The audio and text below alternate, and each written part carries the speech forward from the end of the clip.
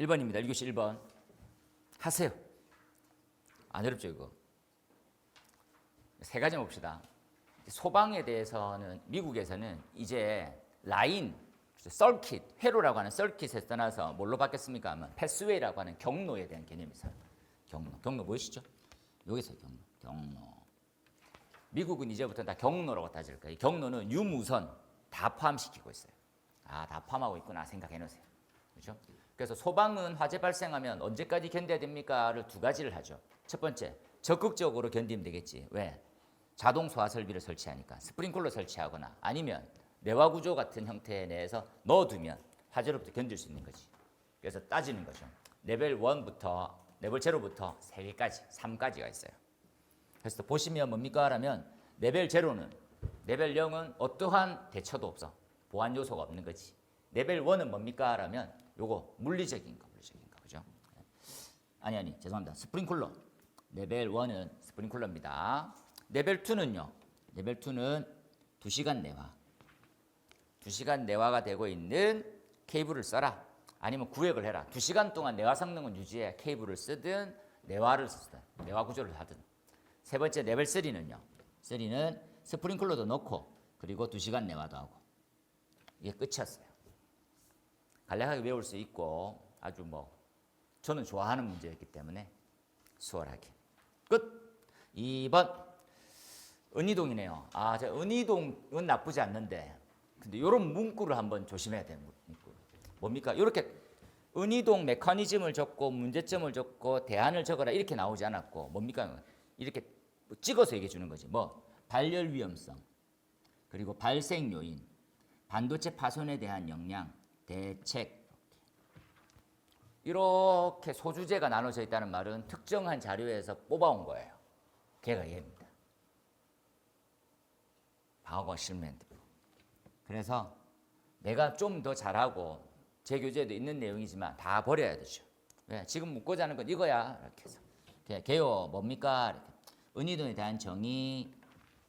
결국은 우리가 말하고 있는 기판이죠. 전자식 기판 내에 도전성 물질의 대표적인 있는 은을 이렇게 기판에 이제 이렇게 방막처럼 해놨어요. 걔가 이제 여러 가지 요인에 의해서 단락 같은 게 발생될 수 있죠. 그래서 발열작용, 반도체 파손에 대한 위험성이 있더라. 용융되니까. 그 발생 요인은 뭡니까? 하면 흡습성, 고온다습, 산화반응, 기판의 산화반응 등등.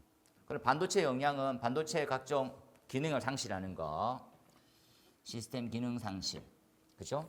그리고 반도체 히터, 열 나는 거죠, 열. 조절 기능 등등. 나머지 읽어보면 되겠고. 그렇죠? 그 다음에 대책은 어떻게 합니까? 일단 관리를 잘해라. 그렇게. 이게 끝이죠.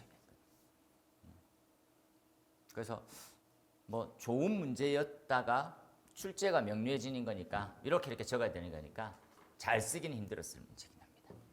넘어가 볼게요. 3번 물. 야, 물은 누구보다 내가 좀 잘 쓰는 편이지. 물리적인 성질. 물리적인 성질과 화학적인 성질인데 물리적인 성질은 되게 단순해요. 물리적인 성질을 가지게 되는 압력, 온도, 그죠? 그다음 부피, 비중, 표면 장력, 점도, 그죠? 이런 것들 전부 다. 화학적인 것은 뭡니까? 라면 화학적 분자에 대한 결합 이런 것들 그런 걸 따질 때 쓰는 거죠. 그러니까 물리적 성질이 대부분이다 하면 되죠. 그래서 저는 비열, 잠열, 비중, 비중량, 밀도, 그렇죠? 그리고 표면 장력, 점도, 비등점 이런 거 쓰셨으면 될 것 같아요. 그래서 한 5개에서 7개 정도 쓰시면 반 페이지 이상은 충분하게 되는 거니까 반드시 넣어야 되는 것들은 비열과 잠열이 커서 소화약제로 사용되고 있습니다라는 뜻이 핵심인 거죠. 무슨 말이고? 요거죠, 이거. 주안점을 어디에 맞출 거냐, 너 이런 거지. 제가 그냥 제빙 공장을 다녀.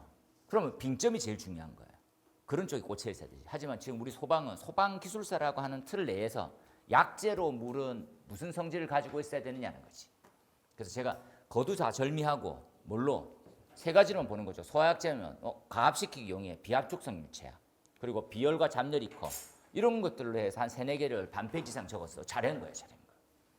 이해되겠죠? 그러니까 야 물리적 성질 한 50개 적어봐. 할 수 있어. 근데 그런 건 중요한 게 아니지. 반드시 들어갈 내용들은 소화약제는 비열이 크고 잠열이 크고, 그죠? 밀도가 어떻게 되고, 그 다음에 압축성 유무, 그죠? 그리고 막 점도 이런 것들 생각해 보면 되겠지. 요 틀에서만 보셔도 될 것 같아요.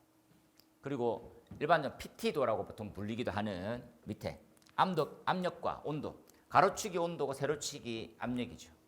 그래서 우리가 이때 보면 삼중점은 뭐고, 그죠? 임계점은 뭐고, 그죠? 일기압 했을 때 그 융점과 그리고 끓는 점, B점은 뭐냐 이렇게 따지는 거죠. 그 내용만 나와 있습니다.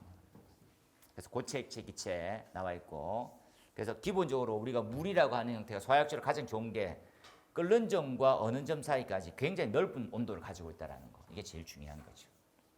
한번 딱 봐놓으세요. 이렇게. 그래서 얘는 뭐 CO2까지 한번 넣어봤습니다. 어려운 게 아니었으니까.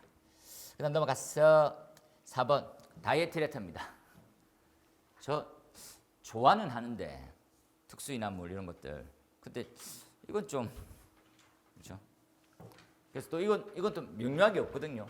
사료 위험물의 일반적인 위험물 중에서 MSDS도 막 참고하고 뭐 다른 게 없을까. 핵심 사항은 이런 것들이 그렇죠? 기본으로 암기를 못하면 얘는 알 수 있죠. 얘는 전기 비중은 알다시피 분자식만 알면 공기에 대한 무게 대비해서 바로 구해지거든요. 그런데 끓는 점과 인화점과 발화점이다. 이렇게 보면 위험물 대부분을 저걸 공부해야 된다는 말인데 불가능인 거죠. 하지 마세요. 안 해도 돼. 그래서 제가 그냥 안 할 거라고 생각하고 잔뜩 자료를 넣었어. 하지 마. 버려. 예. 속된 말로 막 버려도 되는 문제 있잖아요. 다음에 또 나와 또 버리세요. 이건 그냥 사람이 살고 봐야 되는 거지. 아니 내 평생에 다이에틸에터를 한 번이라도 본 적 있습니까? 기능장님 본 적 있어요? 네. 실물할 때는 복장 갖추세요. 다이어트 오십니다. 아유, 감사합니다. 뭐 내주셔서 이런 거죠. 됐습니다. 그 외에는 뭐 사료 위험물 특성 등등등 보는데 조금 조심해야 될 사항이 있어요. 얘는 기사 때 나오고, 그러니까 위험물에 대한 기능제에 나오는 게 얘가 나와. 아시죠, 이거? 과산화물, 사료 위험물 중에 가장 위험한 게 과산화물이 생길 시점이 제일 위험해요. 그래서 갈색병에 보관한다는 것들은 이건 필수처럼 암기하는 게 있어요. 그거는 그냥 걔를 외워야 되는 거예요. 그지? 아, 그런 이유는 왜 안 했냐면 이 과산화물이 폭발물하고 똑같은 상태가 되는 거예요. 진짜 위험해. 그리고 그렇게 해서 보관을 어떻게 하라. 이건 중요해. 근데 방금 전에 봤던 그러한 물리적인 성질에 대한 수치들은 힘들죠. 됐어. 넘어가서 전기적 폭발은 벌써 2번 나왔던 놈들이에요. 그래서 소홀할 수 있는 부분인데 발생할 수 있는 현상들이니까. 현상 뭐가 있습니까? 전기 점화원을 가진 폭발이죠. 전기적 점화원 성격의 폭발, 아크 폭발, 스파크, 탄화, 열 발생, 정전기 이런 것들. 그리고 정전기에 대한 점화원들 기억하는 거 있잖아요. 그러니까 그 전기적 점화원 뭐가 있습니까? 과전류 이런 거 있잖아요. 스파크 뭐 이런 것들이 있을 거고, 그죠? 뭐 그런 류들 보라고. 그렇죠? 아크나 스파크들. 그래서 쭉 적으시면 돼요. 그냥 모를 수는 없을 것 같았는데 개념적으로 처음에 약간 낯설어 하실 수 있어가지고 보세요. 그 다음 나오는 밑에 요건 한번 준비하고 가시는 게 좋겠죠. 예전에 나왔던 물리적과 화학적과 전기적 폭발에 대한 특징들. 그렇죠? 참고하세요. 넘어가서 이것들 많이 못 푸셨으리라고 보는데 저는 중요하다고 보는 것 중에 하나거든요. 왜냐하면 이건 소방하시는 거의 대부분이 감리와 공사, 그죠? 설계 쪽이 거의 대부분이잖아요. 그리고 관리사님도 다들 아셔야 되는 거잖아요. 그런 류를 보게 되면 이제 착공신고라는 게 있거든. 이걸 좀 구별할 때는 우리가 중요도 측면에서는 뭐가 좀 더 중요합니까? 라면 건축물의 규모가 이 건물의 규모가 있어요. 규모 때는 우리가 첫 번째 알아야 되는 내용이 뭡니까? 라면 첫 번째 허가동이라는 게 있어요. 건축에서 건축물 허가에 동의 이렇게 딱 쓰는 거죠. 이게 뭡니까? 건축물은 허가를 받거든요. 제도가. 그래서 내 땅이 있다고 해서 집을 무조건 지을 수는 없어요. 당연히. 그죠? 그래서 집을 짓기 위해서 구청이나 규모가 클 때는 시청 가서 허가를 득해야 돼요. 근데 규모가 커. 그러면 야 잠깐 기다려. 거기 소방시설이 좀 들어갔는지 확인해야 되는데 내가 그걸 잘 몰라. 그래서 내가 소방서에 미리 문의해보고 니한테 알려줄게 해서 요 경계가 있죠. 왼쪽은 뭐 관계 행정기관에서 하고요. 얘네들은 소방 본서에서요. 그러니까 소방서라고 생각합시다. 이렇게. 소방서로 이렇게 전산으로 날려줘요. 그 소방서의 담당이 보니까 그렇네. 규모 크네. 내가 검토하고 줄게. 그래서 동의를 내주는 거지. 동의.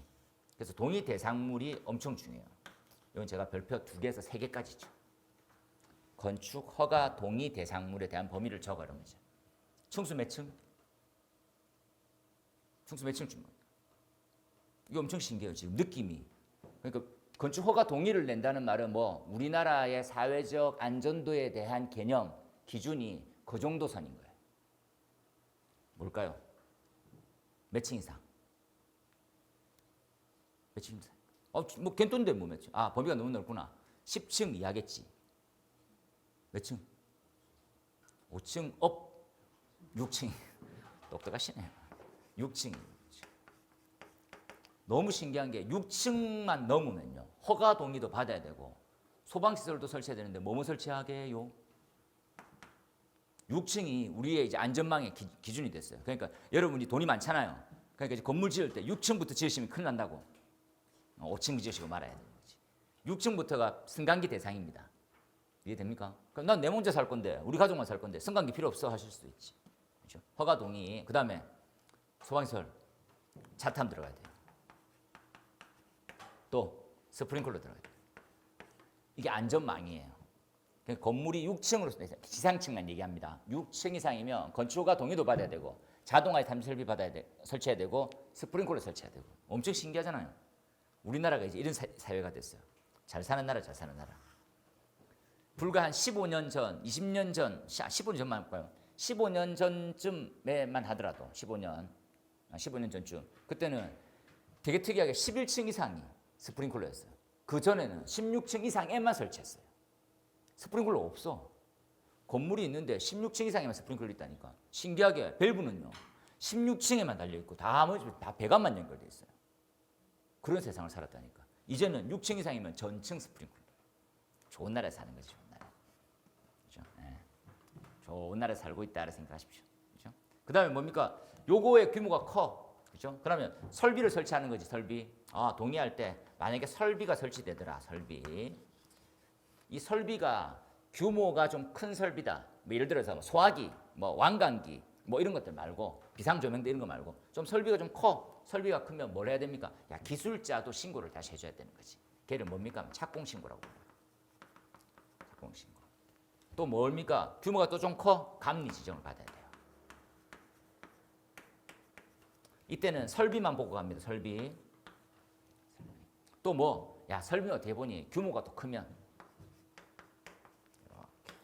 원래는 규모지 규모. 다시 얘기하면 규모가 크면 허가 동의도 받아야 되고 공사하게 되고 건물을 얻고 할 때는 설비에 관련돼서는 착공신고도 하고 공사기술자에 대한 선임 제도죠. 감리 지정도 하고 이걸 감리 감독할 수 있는 제도를 만드는 거지. 이런 이유가 따라가. 그래서 이게 쭉 연결되면 엄청 좋은데 너무 많아지는 듯한 느낌이고 힘들지. 그래서 같이 넣긴 했어요. 착공신고와 감리자 지정. 이해되시겠죠? 규모들이 있으니까 밑에 한번 쭉 보세요. 이건 한 번은 나온다잉 이렇게 다 했는데 한 번 더 나올 수 있어요. 이제 감 때려잡고 있는 중이거든. 감리제도 보세요. 그 다음에 착공신고 면제받을 수 있습니다. 비슷한 류의 다른 업자들이 할 수 있는 형태가 있으면 예를 들어서 비상 콘센트는 이 약간 포지셔닝이 전기 거야 소방 거야 모르거든. 그러니까 전기 소방이 둘 다 할 수 있게 되었어요. 소화 용수 설비 마찬가지입니다. 얘네들은 설비업자나 소방업자 둘 다 할 수 있게 돼 있어요. 그 밑에 나와 있는 재연 마찬가지예요. 비상방송과 무선통신보조는 통신업자나 소방업자나 둘 다 할 수 있게 돼 있어요. 이렇게 둘 다 할 수 있는 것들은 착공신고를 안 해도 돼요. 이해되겠지요? 그 다음에 착공신고 서류. 이게 서류가 지금 좀 어렵지. 이걸 세밀하게 못 적는 거니까. 생각해보면 좀 착공신고 해보신 분은 진짜 알지. 그 약간 공사업의 등록증 사본, 기술인력 증명서, 그 다음에 계약서. 이게 끝이에요, 솔직히. 그래서 하도 되는데 좀 어렵겠죠. 저는 뭐 나쁘지 않은 또 문제인데 거의 못 쓰는 부분들도 많이 있었을 것 같아요. 넘어갑니다. 거실 재현. 얘는 또 나와요, 시험에. 얘네들은 별표를 또 나온다 생각하니까 3개쯤 해놓읍시다. 거실 재현은 이 재현 설비라고 불리우는 이 거실 재현은 그죠? 그 전까지 검증하는 제도가 없었어요. 이게 이렇게 설치해라 이렇게 했는데 그걸 어떻게 검증할 수 있는 게 하나도 없었지. 대표적인 예가 TAB라고 하는 거죠. 테스트 어드저스팅 밸런싱이 있었어. 근데 그게 없었어. 근데 그게 생긴 거예요. 이제 초안이 단초가 생긴 거지. 그래서 어떻게 해야 됩니까? 볼까요? 자, 요거 TAB 한다. 이제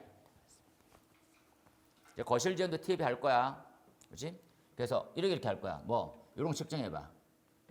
송풍기의 풍량, 모터의 전류, 그러니까 풍량, 전류, 전압 다 측정해. 풍량 풍속기 있고 전압 전류 측정하는 장비가 있을 거니까 됐죠? 그 다음에 요거 감지기 수동 동작시켜 가지고 정상 작동되는지 확인 됐어요.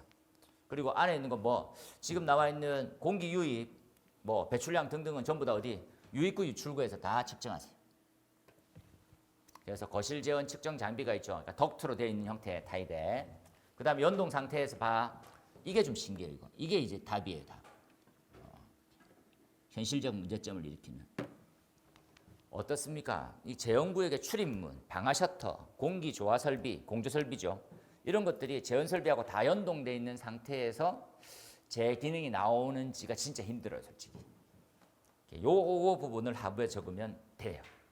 그 다음에 뭡니까? 요게 좀 제일 많이 중요하네요. 요거. 또 어떤 성능이 나와줘야 됩니까? 요거 이렇게 배출량은 설계 배출량이 60% 이상. 되겠죠? 그 다음에 유입량은 설계 유입량이 60% 이상.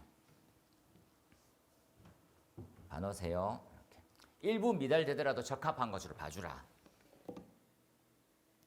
이것들의 갑론을박이 많은데 이를테면 이렇게 하죠. 이 거실 제원의 설비의 엄청 큰 특징은 뭡니까? 라면 공기 유입과 배출에 대한 부분이거든. 유입과 배출. 근데 이 두 개는 항상 같이 가. 이해됩니까? 들어오는 양이 있으면 나가는 양이 존재하는 거지. 달리 얘기하면 나가는 양이 있어야 들어오기도 하잖아요. 그러다 보니까 60% 이상 되면 적정선을 유지하게 될 거라는 거지.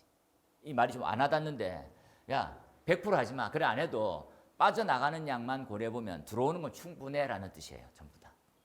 그래서 약간 미달되더라도 실질로 하면 충분하다. 요 다음에 나온 형태가 검증 제도지. 핫 스모그 테스트. 그래서 동일한 분이 아마 출제하지 않았을까 생각이 들어요. 그 다음에 뭡니까? 설계 자료가 없어. 각종 덕트, 뭐 누기 이런 게 대한 부분들 전혀 없어. 그러한 다음에 시험에 대한 범위가 모호해. 현재. 그리고 측정의 한계가 있어요. 각종 장비를 다 연동 상태로 두게 되면 이게 나쁜 말로 실이 크잖아요. 그러면 팬에서 가까운 축과 먼 측이 양이 달라요. 그건 당연한 말이잖아요. 덕트에 대한 손실을 다 계산하더라도 달리 나와. 그럼 도대체 어떻게 계산해야 돼? 하기 엄청 힘든 거예요, 지금. 그렇죠? 무슨 말입니까? 이렇게 생각해 봅시다. 이 재미삼아. 이렇게 있어요, 이렇게. 여기가 배출시키는 거, 배출. 이해되겠죠? 이해되겠죠? 여기서 빨아들이는 양하고 유입구, 이 배출구 여기서 빨아들이는 양하고 같아 달라요. 당연히 다르겠지. 이해됩니까? 다르잖아요. 세게 빨아들일 건데 멀리서 빨아들이면 늦잖아. 이해되죠? 그러니까 그런 부분에 대해서 이게 정확하다 말다를 확인하기가 힘들다는 거지. 그런 일들. 그래서 이게 좀 더 명료한 수치적, 실험적 데이터의 기준이 나와야 돼. 그런 거죠. 그래서 성능에 대한 달성도 뭐하지? 그 60% 정도 해놓는 것들도 이제 뭐 약간 논의를 해야 되는 입장이죠. 실제로 60%가 어렵습니다. 그래서 마찬가지로 성능 TAB 하고 난 다음에 업자하고 불러보면 됐죠? 이러면 예. 걱정입니다. 엄청 쉬운 문제죠. 스프링클러 0.1에서 1메가파스칼, 0.1에서 1.2메가파스칼. 딱 하나만 기억하면 되죠. 최저는 살수 밀도를 위한 거. 이상은 뭡니까? 라고 하면 약간 과압에 대한 부분들 또는 과압으로 인해서 살수 패턴이 형성이 안 되는 그런 이유들. 그렇죠? 요거 하면 딱 요 마디 이렇게. 압력이 높으면 디플렉터에 부딪히고 거의 소리 속된 말로 약간 미분무스럽게 가까이 가요. 제가 이제 요 약간 살수장애가 너무 많이 나온다 해가지고 주차장에서 이걸 테스트한 적이 있었거든요. 테스트. 그런데 헤드 하나를 딱 터뜨리면 어느 정도 올라갑니까? 한 0.7에서 0.8 정도 메가파스칼로 올라가더라고. 그죠? 압력이 그만큼 세요. 그 되게 웃긴 거는 지하 주차장에서 그러니까 압력이 엄청 센 거야. 그렇지만 스프링클러 보면 진짜 미세하게 쫙 스프레이 뿌리듯이 나가요. 그렇지만 사라져 이렇게. 그거의 효과는 좋겠지, 냉각 효과는. 그런데 우리가 말하고 있는 뭐 하부를 어떻게 줄일 수 있는 부분은 생기지 않아요. 뭡니까? 근처에 부딪히면 그냥 스프레이처럼 뿌려요. 그런 부분에 대한 우려지. 이것 또한 어디서 씁니까? 하면 여기도 있겠지만 어디에 있어요? 해설서. 이번에 기계증 문제 내신 분은 진짜 꿀알바였어요. 꿀알바. 컨트롤 C, 컨트롤 V. 와 진짜. 예전에 이게 강사할래 출제위원 할래 했을 때 출제할 걸. 근데 이게 자기가 책 관련돼 있는 책을 낸 사람은 출제위원으로 들어가면 안 돼요.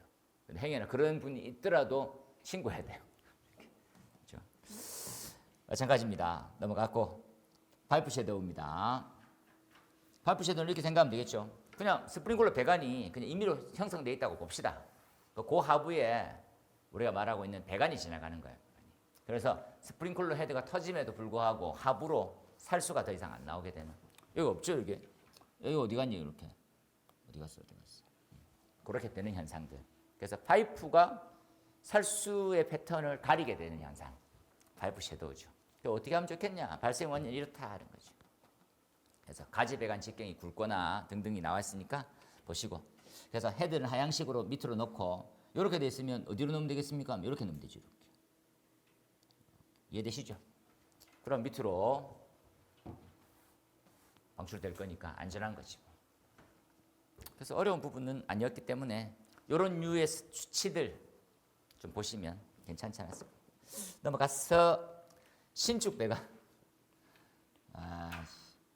이것 또한 해설서로. 편하네요, 그죠? 편하네요. 그렇죠? 네. 됐습니다. 편하시죠? 신축 배관에 대한 부분이다. 잘못되는 적용 사례. 굴곡이 엄청 심해질 수 있거든요. 마찰 손실 증가인데 이 마찰 손실의 증가의 끝은 이거는 이렇게 만약에 이게 플렉시블 하잖아요. 플렉시블이라고 부르니까 이걸 5번 이상 꼬우면 안 된다라는 기준 같은 거 못 만들어내는 거예요. 그래서 최대치를 뭘로 수평거리 이상은 하지 마 이렇게 된 거예요. 지금 나와 있는 거.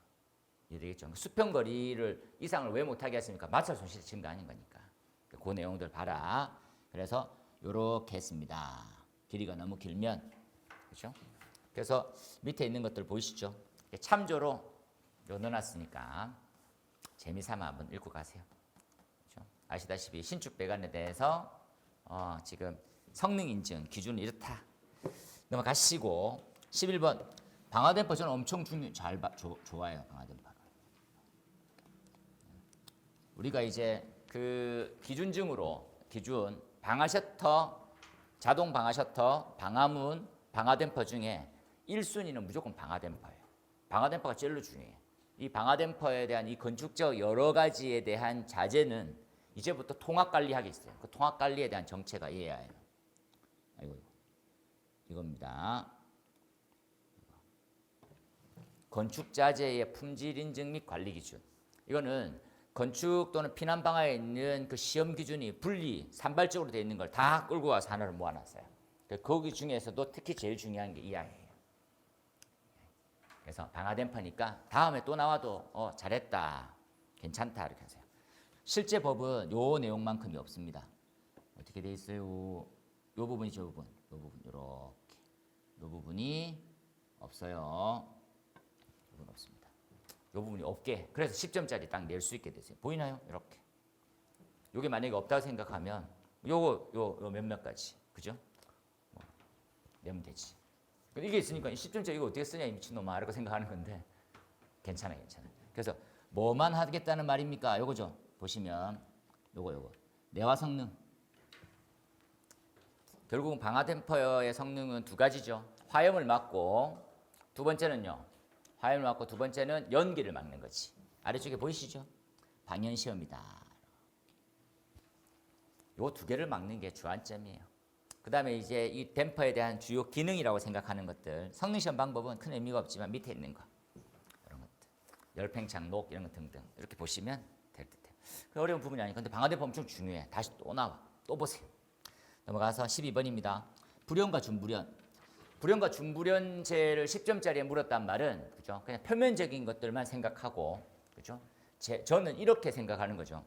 얘네들을 10점을 몇 가지로 분류할 수가 있어요. 분류 어떻게 하면 되겠습니까? 이렇게 첫 번째 이렇게 분류를 하는 거지. 이렇게 분류를 했어요. 이렇게. 아이고 씨 나가리네. 요거 10점짜리입니다. 복합자재 기준. 아래쪽에 얘도 10점짜리죠.